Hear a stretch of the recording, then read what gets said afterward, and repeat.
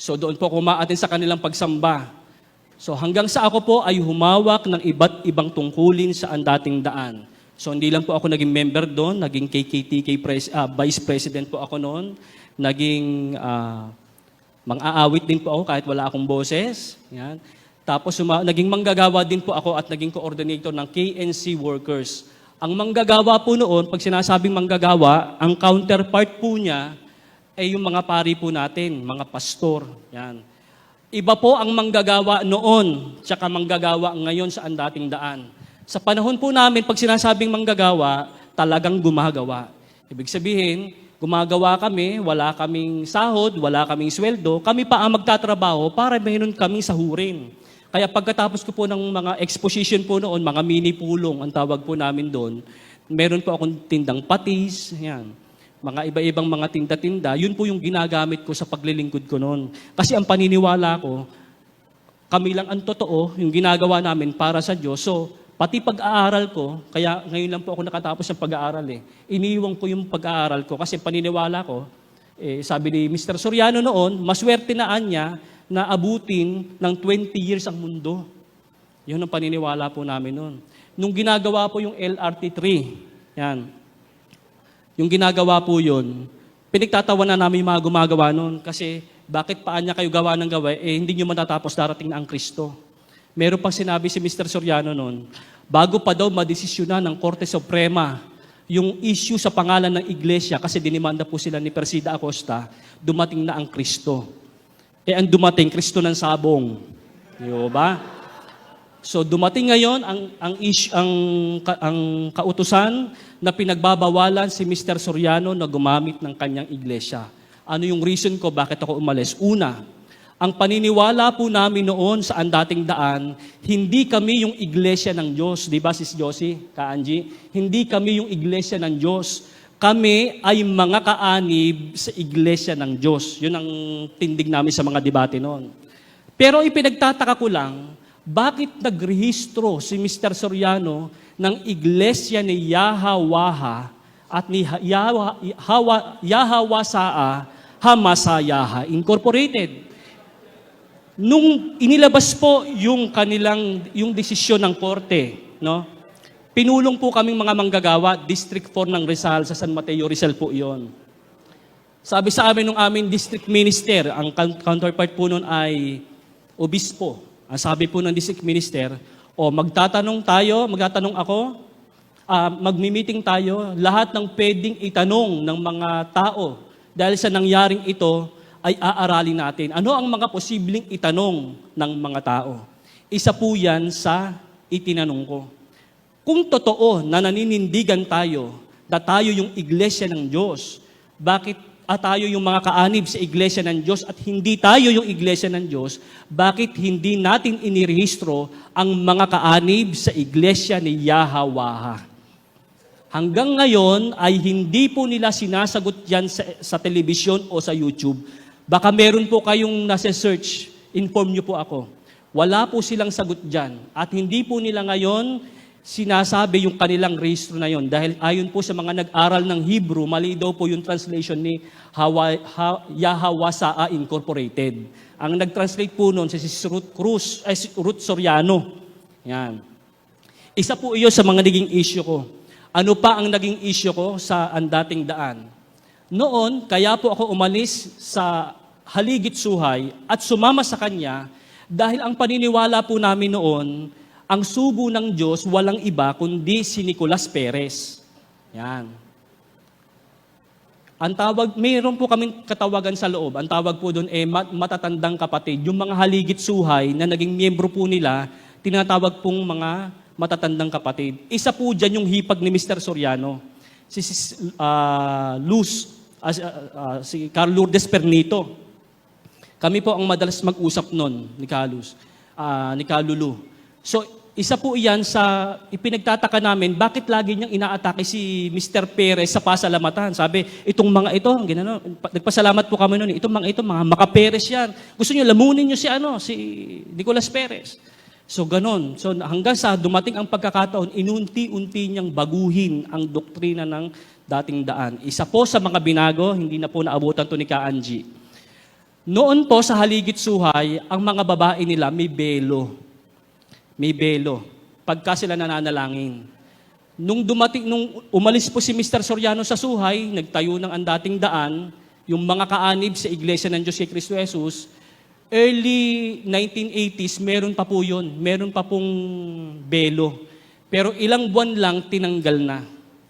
So kung napansin niyo po, pabago ng pabago ang doktrina ng samahan ng andating daan. Isa po iyan sa, ninote ko po kasi baka makalimutan ko po. Ayan. Yan. At ito'y binabanggit ko rin kanina. Mahigpit po si Mr. Soriano pagdating sa abuluyan sa amin.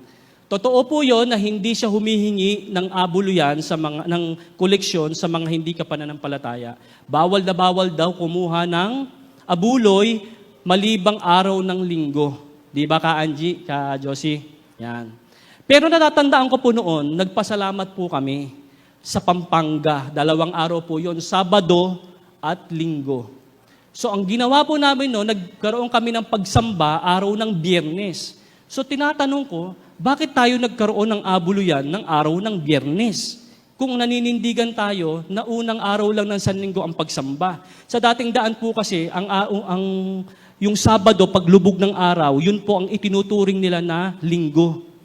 Pero nagkaroon po kami ng pagsamba ng Biyernes doon sa Pampanga. Hanggang ngayon, hindi po iyan sinagot ni Mr. Soriano. So ang ginawa ko po noon, dahil alam ng mga kasama ko, ang lalakas magbigay ng abuloy ng mga miyembro ng andating daan. Kilala po nila si Kavictan. Si Kavictan, isa sa pinakamayamang miyembro ng andating daan. Na nung si Carl Lourdes Pernito ay naging iglesia at naging kasakasama ko po noon sa Central, sinabi niya po sa akin, ito pa lang si Kavictan ay pumipila na ng munggo sa pasalamatan. Yung munggo para po yun sa mga dadalo na walang pera. Pero si Kavictan, ubos sa idna yung kanyang kayamanan. Pumipila siya dun sa munggo. Ako po ay naawa sa mga nakasama ko dung malalakas mag-abuloy. Pagkailangan po ni Mr. Soriano, meron po kaming tinatawag na cut-off system. Halimbawa, mga kapatid, dinimanda ko ng iglesia, kailangan ko na 1 milyon. Kami ay iikot sa San Mateo. Kinabukasan, meron kaming 1 milyon. Meron ganon. So, napakalakas nila mag-abuloy. So, sabi ko, aalis ako sa dating daan. Aalisin ko yung nasama ko. Kung saan kayo gusto nyo pumunta, bahala kayo. Aalisin ko kayo dyan. That time, yun po yung pagkakataon na ako po yung nagsuri sa doktrina ng Iglesia ni Cristo. Ayan. Ako po nainganyo noon sa kanilang doktrina na oneness, kakaibang oneness. No? Na ang Diyos Ama, may isa lamang Diyos Ama, si Cristo, walang pag-aaral, tao kaagad. Pag sinabing Diyos Ama si Cristo, ang Diyos Ama ay isa lang, matik na si Cristo tao. Hindi na nila sasabing anghel, propeta. Pag sinabing Diyos Ama, Diyos yan, matik na tao kaagad si Cristo. Kasi kapag ka naging Diyos pa si Cristo, dalawa na. Ganun sila magbilang. Kaya delikado yung makaunawa ng kasulatan eh. Dahil sa Biblia, ako at ang Ama iisa, hindi nila naintindihan yun. Diba? Sabi ng Diyos, sa 5, upang ang dalawang laman ay maging isa. Hindi nila naiintindihan yun. Kasi kung magbibilang sila, ay yung pagbilang ng bilang talaga nila. So yung ibang pagbilang, hindi nila naiintindihan yun. Yeah. Ngayon, ako po ay nagsuri sa Iglesia ni Cristo. Ako po ay naging kaanib niyan sa Iglesia ni Cristo from 2005. Napanood po ng the late Eranio G. Manalo yung aking interview sa TV. Pinatawag po ako. Doon po nagpasimula na ako po ay kinupkop sa pabahay ng iglesia. Noon po napakaswerte ko noon. Para akong tumama sa loto. Bakit? Kami po noon wala kaming binabayaran kuryente. Wala kaming binabayaran tubig. Meron po akong kasama noon sa bahay, pinaalis. Dahil hindi daw marunong magluto, inilagay yung marunong magluto. Doon po ako kumakain. So, maliit po ang sweldo doon sa pinagtatrabahuhan ko. Pero hindi pa ako kinakapos kasi binibigyan ako ng mag-asawa. Si KRD, si Katene. Sabi ko nga po, kahit po ako maging Katoliko, hindi po ako magsasalita ng masama kay KRD Manalo at kay Katene Manalo. Kasi malaki po ang ginawa nila sa akin na kabutihan. Tinatanong ko pong kabutihan iyon. Pero iba, pag pag-uusap ay doktrina. Ibang usapan yan. Marunong akong tumanaw ng utang na loob, pero alam ko kung hanggang saan ang limitasyon ko. So, tumatanaw ako ng utang na loob kay KRD, sila po ang nagpalibing sa tatay ko nung panahong iglesia pa po ako. Pero pag pinag-usapan na ang aral, maghihiwalay muna tayo. Yan ang ano ko po noon. So, ako po ay nag-aral ng pagkaministro sa iglesia sa loob ng 3 to 4 years, kung di po ako nagkakamali. 10 days na lang, ako po ay magiging 4th year na. Meron po silang pre-college, then 5 taon, then okay ka na, manggagawa ka na sa kanila. Ako po ay 10 days na lang, ay 4th year na. Kaya lang nagkaroon ako ng tanong, tinanong ni brother yun eh. Nagkaroon ako ng tanong sa mga ministro.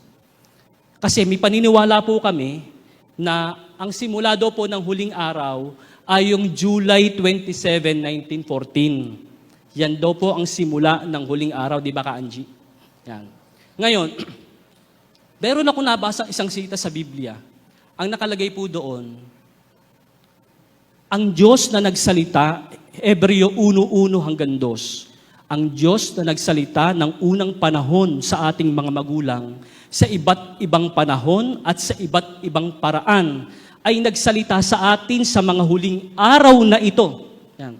Nagsalita sa atin sa mga huling araw na ito. So ang tanong, kailan ba talaga nagsimula ang mga huling araw? July 27, 1914 o nung panahon pa lang ni Apostol Pablo? Di po ba? So tinanong ko po yan sa aking tagapagturo hanggang sa namatay yung isa ko pong tagapagturo. Namatay na rin si KRD, pero hindi po nila sinagot yan sa pasugo. Meron silang sinasagot sa internet. Pero ako po, wag po kayong pakatitiwala na yun nga ang talagang vlog ng iglesia. Kayo naman ang naging saksi, mismo sila nagkakatalo sira. Di ho ba? Magulang sa anak, di ho ba? Kaya wag may mga fake na ano po dyan, na mga account, mga vlog, wag po kayong. Pero maganda na rin siguro pag-aralan siguro yung mga sinasagot nila. Pero sa pasugo, wala po ako matandaan na sinagot po iyon, yung simula ng mga huling araw. So dyan po ako tinawag. Paano naman po ako tinawag bilang isang seminarista? Ako po ay seminarian ng Our Lady, Order of Augustinian Recollect. But ako po ay, nag-request po ako ng leave. Nagpapasalamat po ako sa mga nanalangin po sa akin. Ako po ay nakaraos na sa aking operasyon. Lalaki po. Joke lang po. Nagpapasalamat po ako kasi tinanggalan po ako ng, abdo. Yan po. Wala na po akong abdo, wala na rin po ako appendix. Puso na lang po talaga ang natitira sa akin. Yan po. So, yun po. So, paano po ako bumalik into Catholic? Dati pong nag-share po ako sa CFD Manila, may nagtanong, maliwanag yung iyong batayan. Paano ka naging Iglesia ni Cristo? Paano ka nagdating daan? Bakit ka umalis sa kanila? Ano yung batayan mo? Bakit ka umalis bumalik sa Katoliko? Ito na yung sagot ka, Anjing, iniintay nyo. Yan. Una, kung Biblia po ang pag-uusapan, wala pong sino man ang makatututol, kahit anong sekta pa yan, doon sa nakasulat sa Mateo 16:18. At sinasabi ko naman sa iyo na ikaw ay Pedro, at sa ibabaw ng batong ito ay itatayo ko ang aking iglesia, at ang mga pintuan ng Hades ay hindi magsisipanaig laban sa kanya. Kaya ang tanong dyan, Brad, sino ba ang founder mo? Meron tayong record sa SEC. The founders of this association are 1, 2, 3 Felix Manalo. Ang dami nila dun eh. Di po ba? Mr. Soriano, mga kaanib, sabi nila, hindi daw, ang tinatag daw niya ay yung mga kaanib. Hindi daw yung mismong iglesia ng Diyos. Yun ang ano nila eh. Kasi sila lang daw ay nakisanib. Pati siya nakisanib din. Sino kayang tumanggap? Di ba? Sino kayang tumanggap? Ang alam kong sinaniban ni Mr. Soriano, yung haligit suhay. Yun yung sinaniban niya. Kaya merong tema noon, patutunayan daw niya ang tunay na iglesia, yung kanyang sinasamahan, kailangang mabautismuhan doon sa kanyang samahan. Tanong, ikaw ba, Mr. Soriano, nabautismuhan ka ba sa samahan mo? Pag kami naipakita kang dokumento na ikaw ay nabautismuhan sa dating daan, huhubarin ko tong abito. Magpakita ka ng batayan na meron siyang 6 na rehistro eh. Meron siyang 6 na rehistrong iglesia. Iglesia ng mga panganay, Ay, iglesia ng mga bunso, meron siya noon. Iglesia ng Diyos Ama at sa Panginoong Hesukristo. Meron siyang, or iglesia ng mag-ama, may ganon. Magtsuhin ata, mag-amain ata yun, hindi ko alam. Basta may ganon pong mga rehistro eh. O, ganon. Pero magpakita siya na kahit isa lang doon, nabautismuhan siya. Kasi ang maipakikita ko, nabautismuhan siya sa haligit suhay. Ang nagbautismo kay Mr. Soriano, yung nakaaway niya, yung founder ng iglesia, kabanal-banalang iglesia ng Diyos. Diba? Yun yung kanyang doon siya nabautismuhan. So, kaya atake siya na atake sa INC. Yung pala, sabi niya, si Felix Malalo, hindi naman anya nabautismuhan. Siya din naman pala hindi nabautismuhan sa kanyang samahan. Diba? Si Sanji, ayan.